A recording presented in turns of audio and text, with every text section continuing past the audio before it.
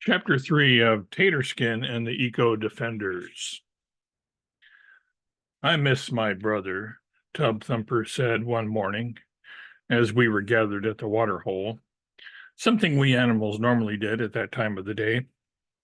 Wanderlust had led Tub Thumper to join us on our trip to Xenia. She had never been out of Africa before in her life and had wanted to see something new. Chum irritates me sometimes, but still, she trailed off. Tub Thumper calls her brother Chumbawamba Chum for short, and he affectionately and teasingly calls her Tubby. Truth be told, he is considerably larger than she is, but they are both surprisingly svelte considering their bone structure. I know what you mean, Tub Thumper, Draco said. I would like to go back to Australia to see Yuki again. I miss that old leaf eater. At first, I had a hard time sympathizing with how Tub Thumper and Draco felt.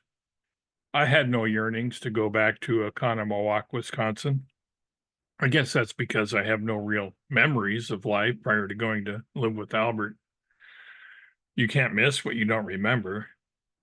Albert and my friends around me here, that is to say Tub Thumper, Draco, Stripes, and Marmalade, were all that I felt I needed at the time.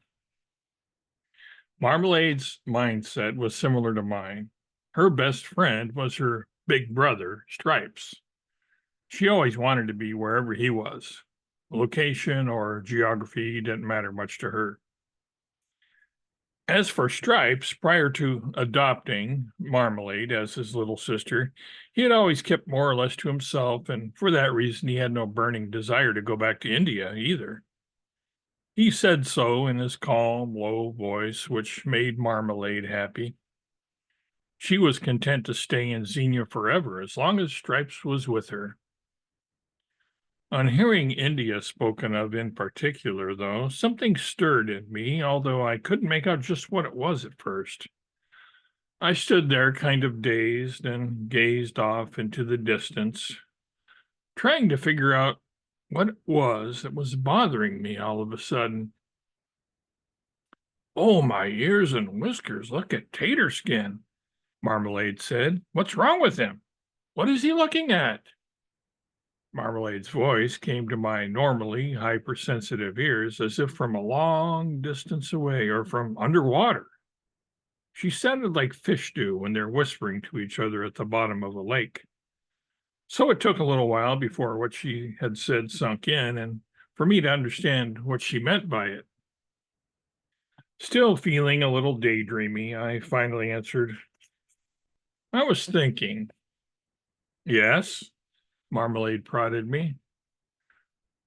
Do you remember that dog I talked to in India? The one who told us where to find Warble and Mary and the others? I asked.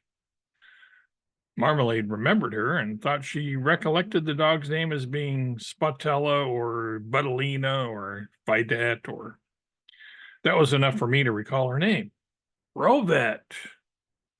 Thinking about her, I felt something stirring deep within me that I had never before experienced. I didn't know what it was exactly. It was confusing. I couldn't tell if I was happy or sad when I thought about Rovette.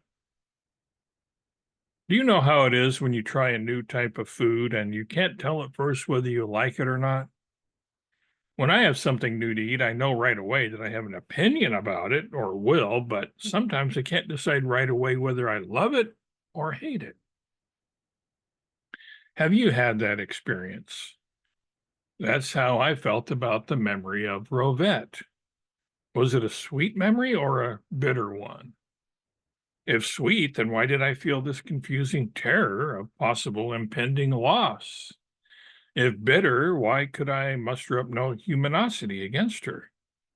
By the way, humanosity is the word we animals use when a human would say animosity, by which they mean strong hostility. After all, it is humans, not animals, who are unkind to one another in that they lie, cheat, pollute the environment, and wage warfare. I tried to explain these feelings to my friends, but realized I wasn't making myself clear as I groped for the words to express myself. Never before had I felt so confused. Surprisingly, it was the loner Stripes of all animals who figured out what was going on with me.